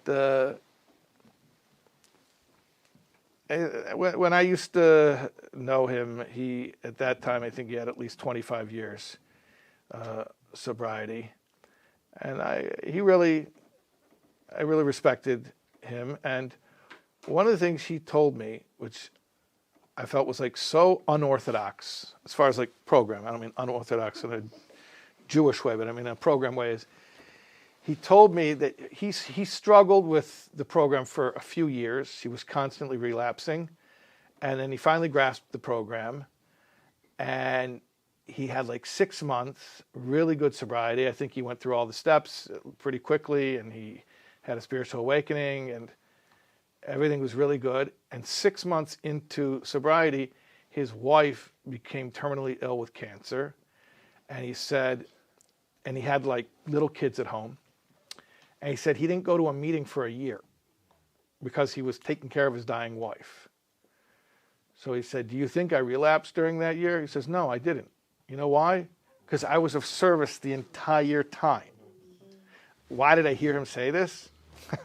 Because a young married guy with kids actually was saying to somebody else, I told my wife I'm not going to take the kids to the whatever because I have to go to my meeting. And this guy was like, well, maybe you should have taken care of your kids, right? That's another whole discussion, but a lot of times we pretend like meetings are the only place where you can be of service. Meetings are the easiest place to be of service because there's a structure for it. You know, it's a safe place to be of service. But you know where it's a hard place to be of service? Like anywhere else. Anywhere else is hard to be of service. So, like, if you're going to really take it seriously, that God is creating the world every single second, and God is creating your circumstances exactly to the tiniest detail, exactly according to His infinite wisdom, then probably what's going to happen is you're going to notice that your opportunities for service involve the places where you are most often and the people with whom you interact most often, which is not exciting, but I think it's true. Yeah. Okay, so I'm going to repeat your question out loud. You said, you know, a disillusioned ex-12-stepper, meaning somebody who was in the program and they left. And he is currently very religious, Jewishly religious. And he says that if the 12 steps were true spirituality, then Jewish people who work the steps would end up becoming more observant, not less observant. Right? Okay. That's what you said? Okay. So first of all, I have a question. Is this guy currently sober? I don't know. You don't know. Okay. So it's possibly he's not sober. He's very religious and possibly not sober. Okay. Which would be, I don't mean it like, I'm not trying to be flippant or glib, but that might be the answer. You know, like, that's his rationalization of why he's still in active addiction or, you know, in relapse is because he rationalized that, oh, the program doesn't promote your growth as a Jew. But what I would say to that is, I kind of agree with him. And I think it's a shame when Jewish people become less observant because of the program, because I think it's entirely unnecessary. And in my experience, what I've observed is that Jewish people who are active in program, if they have existing religious trauma, I said it before and I'm going to say it again, if they have existing religious trauma and they work through it in their fourth step, if they don't work through the religious trauma as a resentment on their fourth step, then no. But if they do work through the religious trauma in their fourth step, then I always see that recovery does make them more faithful and more observant as Jews, if they deal with the religious trauma. If they don't deal with the religious trauma, then yeah. And what this guy you're talking about, this guy you're referring to, he has there's basis for what he's saying. His observations, unfortunately, there are plenty of cases of people who go into recovery and become less observant. But my experience has been that those are cases of people who have unresolved religious trauma. And I want to be really careful that it doesn't sound like I'm saying this from any place of judgment. I'm really not saying it from a place of judgment. I'm saying it from a place of compassion, that like, if a religious person ruined Judaism for you, give yourself a chance to revisit it with a clean slate. Like, don't let what this awful person or people or community or whoever or institutions, don't let what they did to you deprive you of finding meaning in the God of your fathers. Look, if I believe that God's will for me is the right path for me, so then that means not only am I accepting reality as he's creating it, but I'm also accepting the jobs that he's asked me to perform. And if he's asked me to perform a task, even if I don't particularly value that task, maybe I don't see the purpose of putting on tefillin. Maybe. Or maybe on a given day I'm not particularly inspired to do so. But if I feel that that's something that I've been asked to do, I think it's more important in the spirit of surrender to do what I've been asked to do as opposed to what I personally assign meaning to. That's my take on it. Yeah. Wow, that's a very bold question. You sure you're ready? I think so. So you're saying you're not super observant. You're a little bit, you're dipping your toes in the water, and you want to know my suggestion of what you might do to dip your toes a little bit further into the water. Okay. I want to tell you an amazing story. Again, about the Lubavitcher Rebbe, whose yard site is coming up this week. There was a guy, a pharmacist, a Jewish guy, a pharmacist from Montreal, I believe. No, I think he was from New York, but his son went to Montreal to yeshiva. At any rate, his son became religious, and the father was very upset because the pharmacy was open on Shabbos, and now he worked his whole life to build up this pharmacy so that his son could have a livelihood. And now the son became a yeshiva student, and he's like, no, I'm Shabbos observant. And the father was really upset. So the father, I was told this not by the father, but by a guy who knew the father. He said, this father went to the Rebbe, and he had a yechidus, a personal audience, and he complained, and he said to the Rebbe, what did you do? You know, you made my son religious, and now he's keeping Shabbos, and now he's not going to be able to work on Saturday. He can't take over the family business. You know, you ruined his life. So it's very interesting. The Rebbe didn't really address that. The Rebbe actually spoke to the father about the father's own spirituality. And the Rebbe said to the father, could I give you a challenge? Could I ask you to do something? He says, okay. Which is brilliant. The guy came in with complaints, and the Rebbe is now giving him like a job. So he says to him, could you do just the mitzvahs that you're comfortable doing? Just the mitzvahs that you're comfortable doing. And one mitzvah that you're uncomfortable doing. So the guy thinks about it. He's like, yeah, everything I'm comfortable doing, sure, why not do it? I'm comfortable doing it. And then just one thing I'm uncomfortable doing? I could do one thing I'm uncomfortable doing. So the Rebbe said, okay, thank you. That would be really good. Okay, what do you think happened? He did every mitzvah that he's comfortable doing, which I don't know which mitzvahs those were, but whatever it was, those were the things that wasn't hard for him to do. And he took one thing that was uncomfortable. What do you think happened after time? He became comfortable with that thing. So then he had to choose a new thing that he was uncomfortable with. And then he became comfortable with that thing, and he had to choose a new thing he was uncomfortable with. And before he knew it, he was Shabbos observant, and he no longer had any problem with the fact that the kid wasn't going to take over the pharmacy. So, to me, this is like the embodiment of progress, not perfection. Like, don't become completely observant. Do one mitzvah that's hard. Any mitzvah that's easy to do that. Obviously do it. Why wouldn't you do it? It's easy to do. And one thing that's hard. And just see what happens. That's what I would say. Yeah. Okay, so you're asking a question about a person whose addiction is a sexual addiction, where when they act on their addiction, it's more, use the word sinful, let's use the word, there's an inherent violation of Jewish law involved in the act. So you're saying, but it's an addiction, so how are they viewed in God's eyes? Like, are they sinning, or is there some level of exemption because it's beyond their control? That was your question? Okay.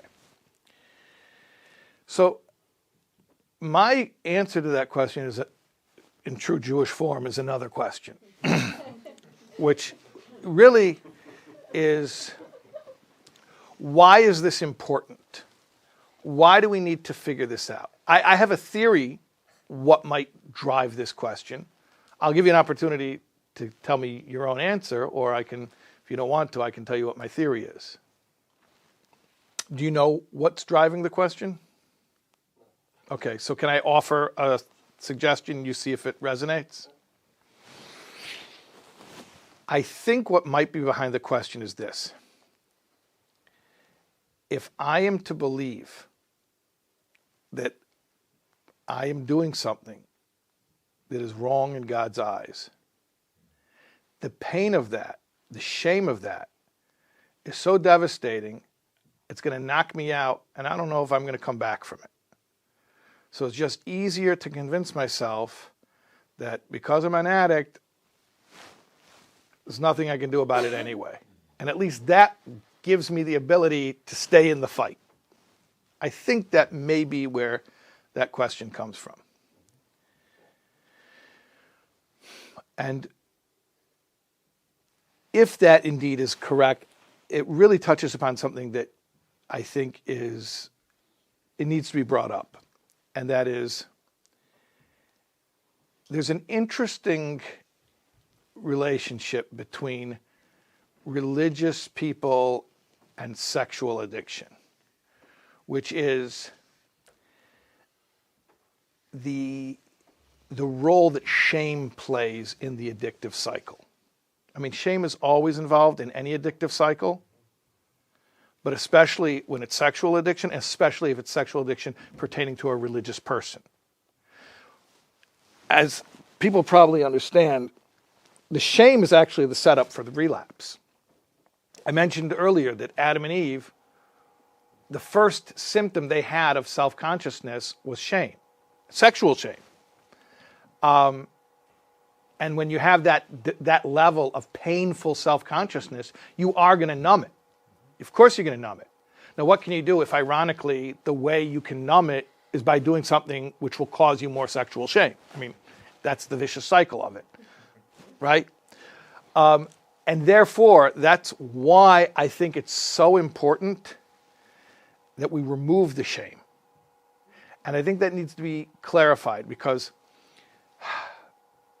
I'm going to speak now only to people who are arguing in good faith, and not to people who I think are cynical and really not sincerely interested in people being helped. Because I do believe there are people who are cynical and not sincerely interested in people being helped. But let me just talk to people who are coming from a sincere place where they think it's helpful to rub your nose in how sinful you are, and that will make you take your actions more seriously and then change your ways. If any rabbis are listening to me, especially in that video, what I want to say is like this. If you're genuinely interested in there being less sin, this might sound counterintuitive, but stop rubbing people's nose in the shame of the sin, because it's actually causing more of the behavior that you supposedly don't want to happen. Okay? So I think it's really important that we don't have to say, well, you're an addict, you have no free will in this matter, and don't worry, you're not judged, you're completely exempt. Why do we have to say that? Instead, we can say this. Yeah, it's wrong. But you know what? Part of being human is that we often do things that are wrong. We don't want to continue doing wrong, but it's okay. It's like I was saying earlier, that accepting your defects of character is an act of self-compassion. And I explained it's counterintuitive, because how is that compassionate to admit that I have defects of character? It's compassionate because I'm allowed to be a work in progress. If I insist that I have to be perfect now, I have to be sinless now, that's an act of cruelty, which paradoxically creates more sin. So instead, how about I just say this? I'm a work in progress. And yes, I understand there are certain actions which are associated with more shame. And by the way, some of that is because of social constructs, but much of it is existentially true. Like I said, the Adam and Eve experience of self-consciousness was first manifested in sexual self-awareness and sexual shame. So there's something existential about it. It really is true. And I could get into that and explain why the deepest sense of self is intertwined with your sexual identity, which is also, by the way, why sexual abuse is so damaging, because it's so intertwined with self. So when somebody is harmed sexually, it's like harming their deepest sense of who they are. Much more so than like somebody gets punched in the face. Okay, it's traumatizing to a certain extent, but it doesn't affect somebody as deeply as being sexually violated, because sexual identity and your selfhood are really deeply intertwined. And I could talk about that at length, but I'm trying to stay focused on your question. Yes, there are acts that are particularly associated with shame. I think the spiritually healthy thing to do and the religiously responsible thing to do is to say, I need to stop perseverating on the shame. The shame is not productive. If it were productive, by the way, if the shame were productive, if the shame were getting people to stop, I would say, go for it. Shame yourself. Great. But we see that's not happening. It doesn't produce those results.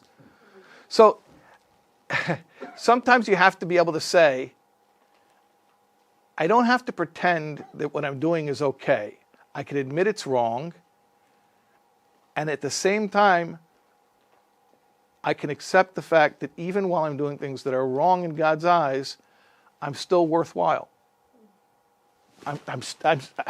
God still finds me worthwhile. God still wants me in He wants me in His presence. I'm not banished. I'm not cut off.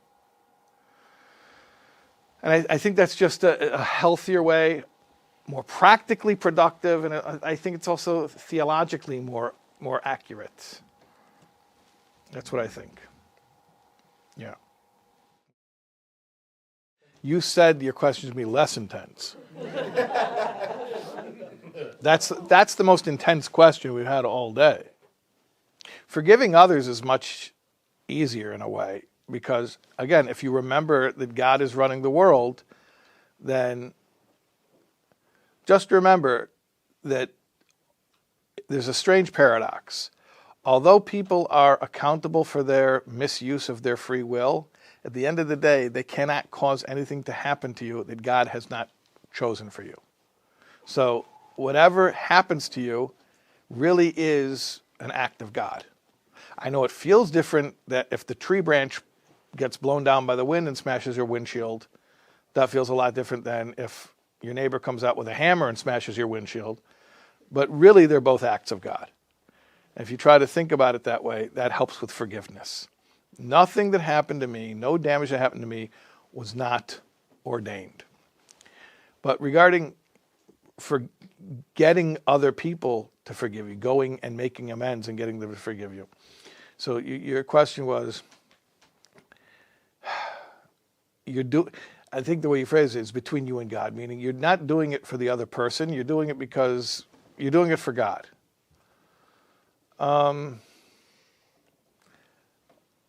So I would say that if you're doing it for God, then why even go to the other person? Now, maybe ultimately it's all for God, but yeah, you are trying to make that other person feel better. Why are you trying to make them feel better? They're a rotten person. Why do I want a rotten person to feel better? Well, I have a very simple answer to that. And that is that at the end of the day, it doesn't matter if a person's a rotten person or a good person or somewhere in between. Any pain that I've created is a spiritual weight on me. Doesn't matter who I did it to. So I need to make that other person feel placated. Am I doing it for me? Am I doing it for them? Well, ultimately I'm doing it for me. But how do you define a successful amends? A successful amends means that the person that I'm apologizing to or making amends to, they should have more peace of mind when it's over. Now, obviously, if I give them more peace of mind, yes, that comes back to me. That's going to be good for me. But my goal is that they should have more peace of mind. And yeah, maybe that person is a rotten person. Maybe that person's a monster. And why would I want a monster to have more peace of mind? And the reality is, I'm human, I'll admit it. I don't particularly relish the idea of giving a monster peace of mind. But you know what? I don't get to pick who the people are who I've harmed. And I've harmed some good people, I've harmed some rotten people. I have to make amends to people who I've harmed, not to the people who I wish would have more peace of mind. I'm not making amends to them based on whether or not I feel they deserve to sleep better at night. I'm making amends to them based on whether or not I'm the one who caused them not to be able to sleep at night. And that's it. Well, no, there is a truth to that. There is a truth to that. Obviously, there is a benefit that comes to me when I restore your peace of mind if I've stolen your peace of mind in any way. Of course, and we're not denying that. We're not denying that. But in the moment when you're actually making amends, the motivation should not be that I should end up feeling better about it. In the moment, the motivation is that this other person should end up truly feeling better about it. And if the other person ends up truly feeling better about it, yes, ultimately that will be good for you as well. But that's not your design. When you're going into the interaction, that's not what you're trying to accomplish. They can both be true. I mean, these things are multi-layered. Yeah, so you're saying in Jewish prayer we make requests for specific things, health and prosperity and so on. And how does that work with acceptance? How does that work with praying only for knowledge of His will for us and the power to carry that out? So that's a great question. I actually have a lecture where I speak about this at length, which is online on my YouTube channel and on SoulWords.org. So if you want the full answer, it's over there. Forget the title of it, but the simple answer is like this. Okay, I'll tell you a quick story. So Hannah, the mother of Shmuel, Samuel, she was childless. She was barren. And she went to the sanctuary, which this is before they had it in Jerusalem. It was in a town called Shiloh. And she went there, and she was praying for a child. And the high priest saw her praying, and he asked her if she was drunk. And she said, no, I'm not drunk. I'm praying for a child. Because he saw her mouth moving, and she wasn't making a voice. Anyways, it's a very strange story. First of all, if you learn the laws of the sanctuary, if anyone's drunk, they don't ask them if they're drunk. They just throw them out. They physically throw them out. So why didn't he throw her out? And to make it brief, he didn't mean, are you physically drunk? If he thought she was actually chemically intoxicated, he would have thrown her out immediately. What he meant is, you're standing in the holiest place on earth, in God's sanctuary, and you're talking about your own needs. Are you drunk? Like, that's a very self-absorbed thing. Why are you so self-absorbed? Like, you're standing in the presence of God, just praise God. Praise God. Or ask God to tell you what to do, but don't tell God what to do. So she explained, no. She called herself a broken-hearted woman. I'm a broken-hearted woman. And he accepted that. Because what was she saying? What she was saying essentially was, remember the story about the $20, the car, the job, the house, the wife, the kids? She was saying, don't think I'm coming in here praying a drunken prayer, meaning a self-indulgent, self-absorbed, self-obsessed prayer. I'm praying a humble prayer, a broken-hearted woman. When I'm asking God for a child, the child's not for me. The child is for God. Oh, really? That's what they all say. She says, no. When he is weaned, I will bring him here, and he will serve God. And that's what she did. And when Samuel was 3 years old, his mother brought him, and he lived in the sanctuary, and he served there. So basically, what she was saying was, if I were asking for me, you'd be right. This is very drunken behavior. But if I'm asking for God, then this is very sober behavior. So, in Jewish tradition, when we pray for our needs, it's very interesting. We pray for our needs in the prayer called the Shemona Esrei, the 18 blessings, which is the pinnacle of prayer. We work ourselves up the ladder of prayer to be in that place. And at that point, you stand there like a servant before his master. Well, that's a contradiction. You're standing like a servant before his master, but then you're talking about your needs? No, they're not your needs. They're God's needs. When you come to a level of complete surrender, then you can talk about your needs in a way that's not self-serving. Let me just pull this up over here. I think this will answer a lot. Okay, so this is called the third step prayer. This is from the big book. God, I offer myself to thee, or to you, to build with me and to do with me as you will. Relieve me of the bondage of self so that I may better do thy will. Okay, so far this is all about me serving God, right? Take away the bondage of self so I may better do your will. I'm working for you. But then it takes like this seemingly hairpin turn. Take away my difficulties. Whoa. Now you're asking God to help you with your problems? Take away my difficulties. But listen, that victory over them may bear witness to those I would help of your power, your love, and your way of life. In other words, why am I asking God to take away my difficulties? Not because I'm having a problem with those difficulties, but because if God takes away my difficulties, I'll end up being able to serve Him better. It will bring glory to Him. So it's all about motivation. To be able to pray for your personal needs and to have it be sober, you really have to come to that point where it's not for me. For me, I'm content. I'm fine. But for God's sake, it will create greater glory of God. It will create more esteem of God. That these problems are removed from my life. But not for me. There's an interesting explanation about Abraham when he, God said, Lech lecha, leave your homeland, and he did, and then there was a famine, and he had to go to Egypt because they had food there.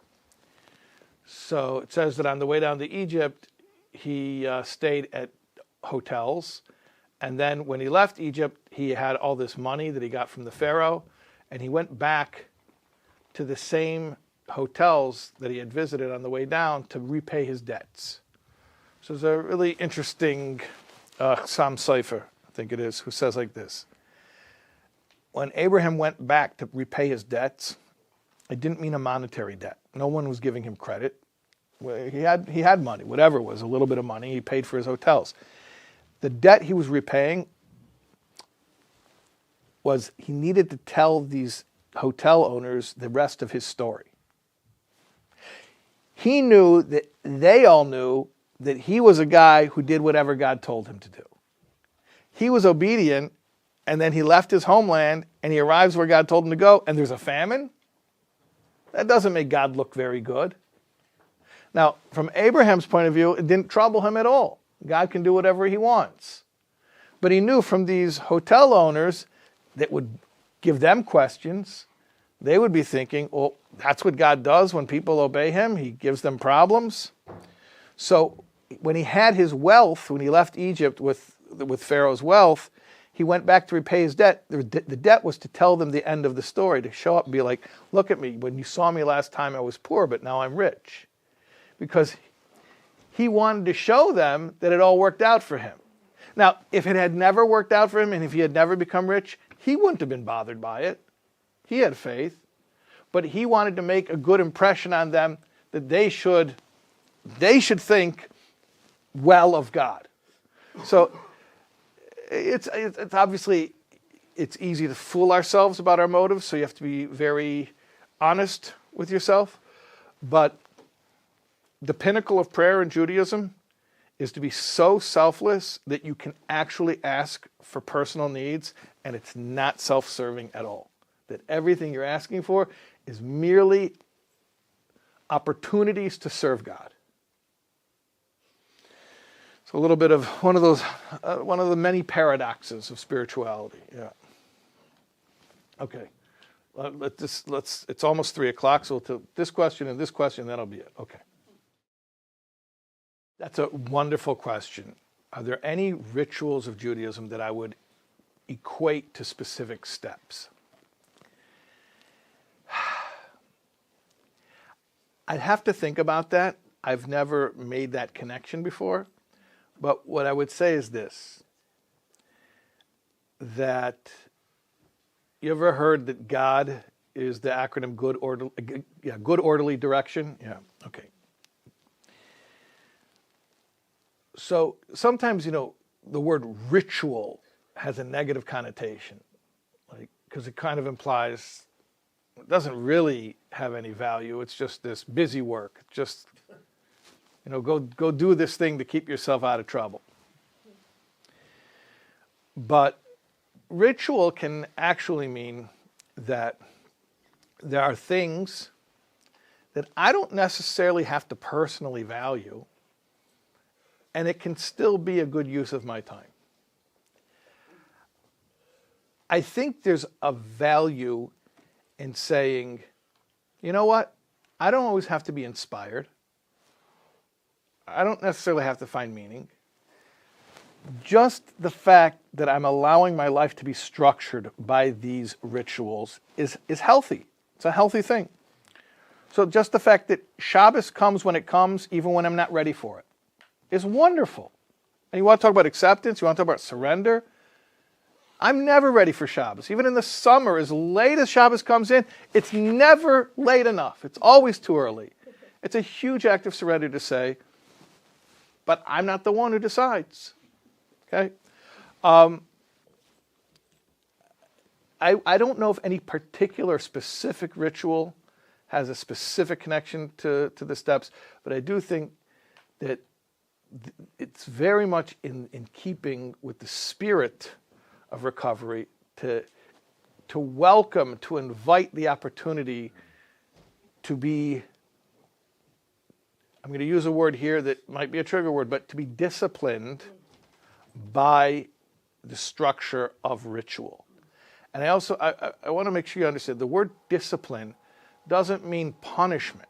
People think, I'm going to discipline you. Come here, let me smack you with a paddle. That's not what discipline means. Discipline is from the word disciple. A disciple is a student. Disciplined just means somebody who learned how to do something. So ritual can be a powerful tool to train me to be able to, sometimes to come to certain emotional and intellectual breakthroughs that I wouldn't be able to reach emotionally and intellectually. It's ironic, but there are certain times, there are certain epiphanies that I cannot philosophize myself to, but I can reach them through acts, through behaviors. And perhaps it's because of the power of surrender involved in doing something that I'm not inspired to do, or maybe other factors. But the fact remains that allowing myself to do things because I'm submitting to a structure, I think is healthy.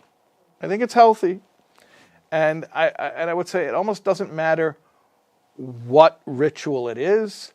I mean, if I had to suggest one, other than what I already told you, take one thing that's difficult, but if I had to suggest one, if you say, no, say a specific one. You know which one I would say? I would say Modeh Ani in the morning, that when you wake up, thank God for restoring your soul. And there's two reasons why I would say Modeh Ani. One is because it's like admission, the first step. First step is admission. Modeh Ani means I admit. It's interesting, in Hebrew, the word to give thanks also means I admit, meaning I admit I didn't put myself here. I didn't put myself here, you put me here. So it's a beautiful prayer, the sentiment of the prayer. But the other reason why I would recommend it is because it's the first thing you do in the day. And I honestly believe that if you start your day right, you will find yourself building momentum. And at some point it becomes effortless. And you just find yourself in orbit. You're not even pushing anymore. So starting your day with a Modeh Ani can lead to a lot of other stuff. So if you want a specific recommendation, that's the one I'll give. Okay, let's let this be the last question. Okay. Right. So you're saying the person who can put together a few months, half a year, but they can never really, basically what you're saying is when life gets just normal enough that you forget how painful the last bottom was, then it becomes possible to start plotting your relapse. Yeah, okay. I'm going to tell you something that it's not a novel idea. I think if you go to the rooms and you ask this same question, you're going to hear this answer. And that is, the best way to keep it green, to keep it fresh, the pain, the humiliation of the last bottom is to work with newcomers. So if you're getting to a place where life is stable and normal enough that you don't remember the hell of your first 24 hours, Got to find people who are in their first 24 hours. Okay? Yeah? We're good? Okay, thank you all so much.